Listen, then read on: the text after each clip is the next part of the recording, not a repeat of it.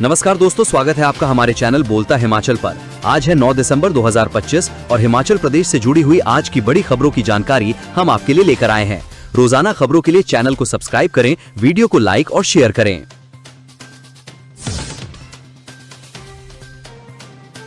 हिमाचल में TCP area में भवन निर्माण के नए नियम लागू, शहरी क्षेत्रों में घर की ऊंचाई 21 मीटर तय। हिमाचल प्रदेश में town and country planning area में भवन निर्माण के लिए नए नियम लागू हो गए हैं। नए नियमों में आवासीय, व्यावसायिक, पर्यटन, सिनेमा, मल्टीप्लेक्स और सार्वजनिक उपयोग वाली इमारतों के लिए प्लॉट आकार, फ्लोर एरिया अनुपात, FAR, सेटबैक और भवन की अधिकतम ऊंचाई के मानकों में बदलाव किए गए हैं। नियमों के अनुसार town and country planning area में अब आवासीय भवनों की अधिकतम ऊंचाई 21 मीटर तक और मल्टी लेवल पार्किंग की ऊंचाई 25 मीटर तक हो सकेगी। एक महीने में पेंशनरों के मेडिकल बिलों का भुगतान करेगी सरकार, सीएम सुक्खू ने किया ऐलान। मुख्यमंत्री सुखविंदर सिंह सुक्खू ने कहा कि प्रदेश सरकार की ओर से पेंशनरों के सभी लंबित चिकित्सा बिलों की अदायगी आगामी 1 माह के भीतर पूर्ण कर दी जाएगी। मुख्यमंत्री ने ये घोषणा सोमवार शिमला में हिमाचल प्रदेश पेंशनर संयुक्त फ्रंट के प्रतिनिधिमंडल को संबोधित करते हुए की।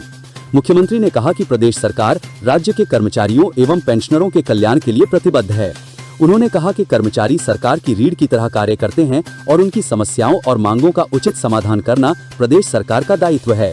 सेवानिवृत्ति के बाद कर्मचारी अपने सामाजिक सरोकारों का बिना किसी बाधा के निर्वहन सुनिश्चित कर सकें, इसलिए प्रदेश सरकार ने सत्ता में आने के बाद OPS बहाल की। ई रिक्शा के लिए परिवहन विभाग ने 400 परमिट को दी मंजूरी, दायरे में ही होगा संचालन, नई रजिस्ट्री के नियम बदले। हिमाचल प्रदेश की सड़कों पर अब ई रिक्शा दौड़ेंगे। राज्य परिवहन विभाग ने प्रदेश में 400 नए ई रिक्शा परमिट जारी करने की मंजूरी दे दी है। परिवहन विभाग की ओर से इस संबंध में अधिसूचना जारी कर दी गई है। ये निर्णय पहाड़ी क्षेत्रों में सड़क सुरक्षा और पर्यावरण संरक्षण को ध्यान में रखते हुए लिया गया है। परिवहन विभाग की ओर से जारी अधिसूचना के अनुसार नई रजिस्ट्री केवल ई रिक्शा के लिए ही मान्य होगी।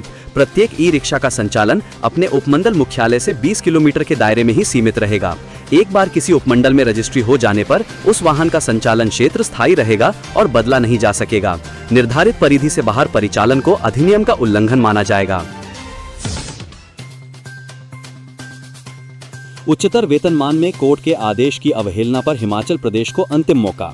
हिमाचल प्रदेश हाईकोर्ट ने सोमवार को उच्चतर वेतनमान का लाभ न देने पर दायर एक अवमानना याचिका पर सुनवाई करते हुए राज्य सरकार के प्रति सख्त रुख अपनाया। न्यायालय ने राज्य के उप महाधिवक्ता के आग्रह पर अधिकारियों को अदालत के पिछले आदेशों के अनुसार नए सिरे से विचार कर आदेश जारी करने के लिए 1 सप्ताह का अंतिम अवसर दिया है। न्यायाधीश ज्योत्सना रिवॉल दुआ की अदालत ने कहा कि यदि ऐसा नहीं होता है तो अगली सुनवाई पर न्यायालय उचित आदेश पारित करेगा और अधिकारियों के खिलाफ अवमानना कार्रवाई शुरू की जाएगी। मामले की अगली सुनवाई 16 दिसंबर को होगी। पर्यटन प्रोजेक्टों को 45 दिन में मिलेगी मंजूरी, 36 माह में पूरा करना होगा काम, नए नियम जारी। हिमाचल प्रदेश में पर्यटन क्षेत्र में निवेश बढ़ाने के लिए राज्य सरकार ने पर्यटन निवेश संवर्धन परिषद TIPC के नए नियम जारी किए हैं। पर्यटन प्रोजेक्टों को अब 45 दिन में मंजूरी मिलेगी और 36 माह में काम पूरा करना होगा। पर्यटन एवं नागरिक उड्डयन विभाग की ओर से जारी अधिसूचना के अनुसार अब प्रदेश में पर्यटन से जुड़ी परियोजनाओं की मंजूरी कम समय में, सरलता से और पारदर्शी तरीके से होगी। सरकार ने इसके लिए पर्यटन निवेश संवर्धन परिषद रूल्स 2025 जारी किए हैं। सोमवार को इसे लेकर राजपत्र में अधिसूचना प्रकाशित कर दी गई। संजौली मस्जिद मामले में नया मोड़, मुस्लिम संस्था ने पेश किया 1915 का राजस्व रिकॉर्ड, कोर्ट ने दिया था गिराने का आदेश। हिमाचल प्रदेश के जिला शिमला में संजौली मस्जिद मामले में नया मोड़ आ गया है। ऑल हिमाचल मुस्लिम संस्था ने 1915 का राजस्व रिकॉर्ड पेश कर संजौली में बनी मस्जिद को वैध बताते हुए इस मुद्दे को धार्मिक रंग देने का दावा किया है।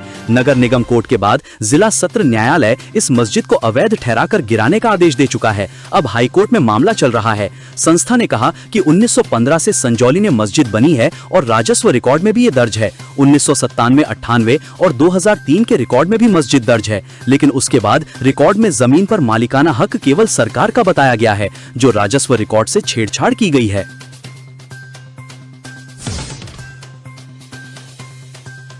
सरकारी भवनों में बढ़ रही बिजली खपत में कमी लाने के लिए होगा ऑडिट प्रस्ताव आमंत्रित। हिमाचल प्रदेश सरकार ने सरकारी भवनों में लगातार बढ़ रही ऊर्जा खपत और बढ़ते बिजली व्यय को देखते हुए कार्यालयों में विस्तृत ऊर्जा ऑडिट करवाने का फैसला लिया है। इसके लिए ऊर्जा निदेशालय ने निजी कंपनियों और कंसल्टेंसी फर्मों से प्रस्ताव आमंत्रित किए हैं। ऊर्जा निदेशालय के अनुसार इस पहल का मुख्य उद्देश्य सरकारी भवनों में ऊर्जा अपव्यय को रोकना और ऊर्जा दक्षता को बढ़ाकर बचत सुनिश्चित करना है। प्रस्ताव देने वाली कंपनियों को भवनों का विस्तृत ऊर्जा ऑडिट करने के साथ साथ उन ऊर्जा संरक्षण उपायों की सूची तैयार करनी होगी जिन्हें कम लागत और तकनीकी रूप से व्यावहारिक तरीके से लागू किया जा सके। इसके तहत हर भवन के लिए टेक्नो इकोनॉमिक फीजिबिलिटी रिपोर्ट भी तैयार की जाएगी। एचआरटीसी कर्मचारियों को नहीं मिला वेतन, चालक परिचालक यूनियनें भड़कीं।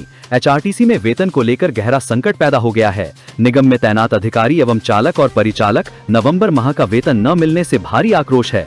दिसंबर की 8 तारीख बीत जाने के बाद भी कर्मचारियों के खातों में नवंबर माह का वेतन नहीं आया है। इस स्थिति से परेशान यूनियनें अब सरकार के खिलाफ बड़ा आंदोलन छेड़ने की तैयारी में हैं। एचआरटीसी ड्राइवर यूनियन के अध्यक्ष मान सिंह ठाकुर और कंडक्टर यूनियन अध्यक्ष प्रीत महेंद्र ने कहा कि कर्मचारी वेतन के लिए बार बार मांग कर थक चुके हैं। यूनियन पदाधिकारियों ने बताया कि ड्राइवर और कंडक्टर यूनियन आगामी दिनों में अपनी अपनी त्रैमासिक बैठकें आयोजित करेंगी। इन बैठकों में बड़े आंदोलन की रणनीति को अंतिम रूप दिया जाएगा।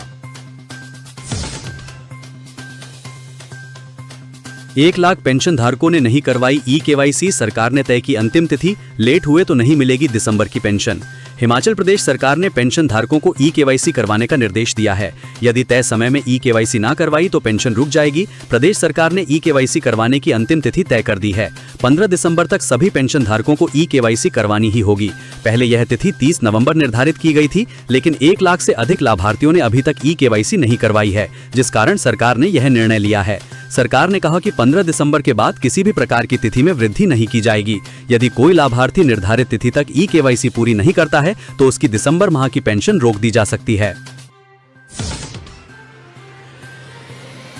डिपो संचालक डिपो छोड़ने पर मजबूर, विभाग की अनदेखी से तंग। पॉश मशीनों के लिए नेट सुविधा अधर में। प्रदेश के डिपो संचालकों को पॉश मशीनें चलाने के लिए इंटरनेट सुविधा उपलब्ध नहीं हो पाई है। पिछले 5 वर्षों से विभाग द्वारा मशीनों में डाली गई सिम बंद पड़ी हैं। इसके चलते डिपो संचालक अपनी निजी वाईफाई से मशीनें चला रहे हैं और हर माह लगभग 470 रुपए अतिरिक्त खर्च वहन कर रहे हैं। जबकि इस बाबत सचिव खाद्य एवं आपूर्ति विभाग ने नेट उपलब्ध कराने के निर्देश दिए गए थे, लेकिन कोई ठोस कदम नहीं उठाया गया। इसके चलते डिपो संचालकों में नाराजगी बढ़ रही है। प्रदेश डिपो संचालक समिति के प्रदेश अध्यक्ष अशोक कवि ने विभाग के उच्च अधिकारियों पर सचिव के निर्देशों की अनदेखी करने का आरोप लगाया है। उन्होंने बताया कि 14 अप्रैल को हमीरपुर में यूनियन के स्थापना दिवस पर डिपो धारकों ने नेट सेवा की मांग को लेकर प्रदेश भर में डिपो बंद रखने का निर्णय लिया था।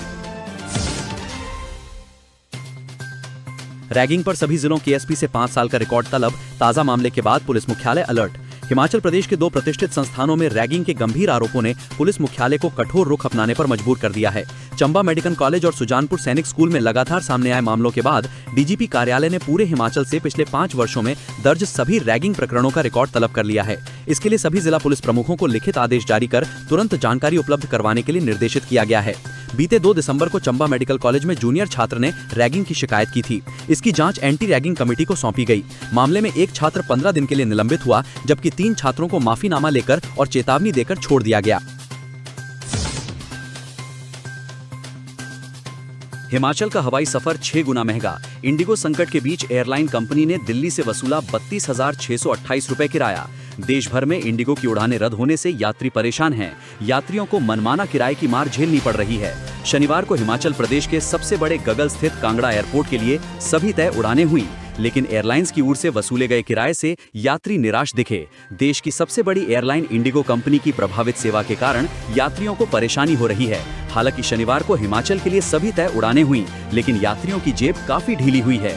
यात्रियों से मनमाना किराया वसूल किया गया। हवाई किराया 5 से 6 गुना अधिक हो गया है। वायरल वीडियो के बाद एचआरटीसी ड्राइवर सस्पेंड। देरी से चली बस आधे रास्ते उतारी स्कूली बच्ची। सोशल मीडिया पर एक स्कूली छात्रा द्वारा शेयर किए गए वीडियो का एचआरटीसी पर बड़ा असर हुआ है। एचआरटीसी ने बस चालक सतीश कुमार को तत्काल प्रभाव से निलंबित कर दिया है। क्षेत्रीय प्रबंधक अनिल कुमार शर्मा द्वारा जारी आदेश के अनुसार चालक के खिलाफ अनुशासनात्मक कार्रवाई पहले से लंबे चल रही थी। निलंबन आदेश में कहा गया है कि निलंबन अवधि के दौरान सतीश कुमार का मुख्यालय क्षेत्रीय कार्यालय एचआरटीसी धर्मपुर निर्धारित किया गया है। इस अवधि में उन्हें नियमों के अनुसार केवल निर्वाह भत्ता ही दिया जाएगा। पेंशनर्स को 3 साल से आश्वासनों के सिवाय कुछ नहीं मिला, जयराम ठाकुर। प्रदेश के पेंशनर्स कांग्रेस सरकार के रवैये से बहुत हताश हैं, क्योंकि 3 साल से उन्हें झूठे आश्वासनों के सिवाय कुछ नहीं मिला है। पेंशनर्स को सरकार समय पर पेंशन ही नहीं दे पा रही है, बाकी सुविधाएं मिलना तो दूर की बात है। ये बातें सोमवार को मंडी में पूर्व मुख्यमंत्री एवं नेता प्रतिपक्ष जयराम ठाकुर ने कही। उन्होंने कहा कि 3 साल में सरकार ने पेंशनर्स को इलाज और दवाई के नाम पर एक भी पैसा नहीं दिया है। पूरे प्रदेश में पेंशनर्स द्वारा धरना प्रदर्शन किए जा रहे हैं और धर्मशाला में भी पेंशनर्स ने रैली निकाली, लेकिन सरकार जमीनी तौर पर कुछ करती नजर नहीं आ रही है। जयराम ने मुख्यमंत्री से आग्रह किया है कि पेंशनर्स की समस्याएं बहुत गंभीर हैं और उनका निदान अति शीघ्र किया जाना चाहिए।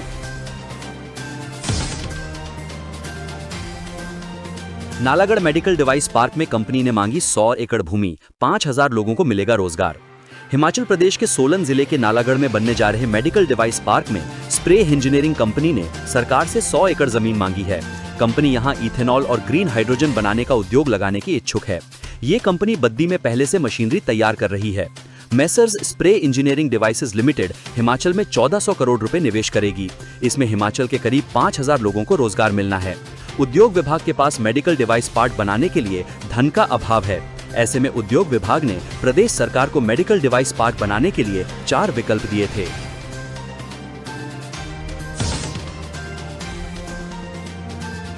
जयराम ठाकुर बोले, हिमाचल प्रदेश में अवैध खनन और माफिया की लड़ाई अब बहुत आगे जा रही है, ध्यान दे मुख्यमंत्री। मंडी से जारी बयान में पूर्व मुख्यमंत्री एवं नेता प्रतिपक्ष जयराम ठाकुर ने कहा कि प्रदेश के पेंशनर्स इस सरकार के रवैये से बहुत हताश हैं, क्योंकि सरकार लगातार 3 साल से उन्हें झूठे आश्वासनों के सिवाय कुछ नहीं दे रही है।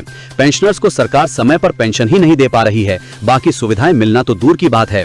3 साल में सरकार ने पेंशनर्स को इलाज और दवाई के नाम पर एक भी पैसा नहीं दिया है, जिसकी वजह से उनकी जिंदगी भी खतरे में पड़ गई है।